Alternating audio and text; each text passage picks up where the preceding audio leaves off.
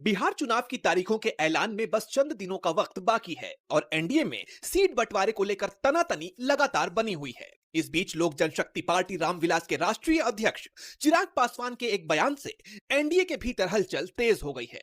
चिराग पासवान ने साफ कर दिया है कि उन्होंने अभी यह तय नहीं किया है कि वो खुद विधानसभा का चुनाव लड़ेंगे या नहीं।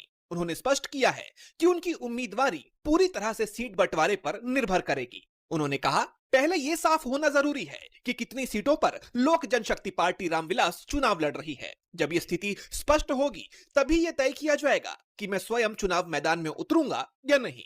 राजनीतिक जानकारों का मानना है कि चिराग पासवान का यह बयान सिर्फ उनकी निजी उम्मीदवारी तक सीमित नहीं है, बल्कि ये गठबंधन की राजनीति में उनकी पार्टी के महत्व को दर्शाने का एक बड़ा दाव है। उनका ये रुख साफ संकेत देता है कि अगर एनडीए के भीतर उन्हें पर्याप्त और सम्मानजनक सीटें नहीं मिलती हैं, तो फिर वो दूसरा रास्ता अपनाने से भी नहीं हिचकिचाएंगे। दूसरे रास्ते का मतलब या तो अकेले चुनाव मैदान में उतरना हो सकता है, जैसा कि उन्होंने 2020 के चुनाव में किया था, या फिर किसी पार्टी के साथ गठबंधन कर वो चुनावी मैदान में उतर सकते हैं।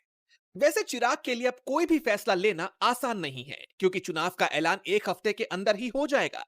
ऐसे में सवाल उठ रहा है कि चिराग के सख्त तेवर क्या एनडीए में ज्यादा से ज्यादा सीट हासिल करने के लिए हैं, या फिर वो कोई अलग रास्ता अपनाने का प्लान तैयार कर चुके हैं।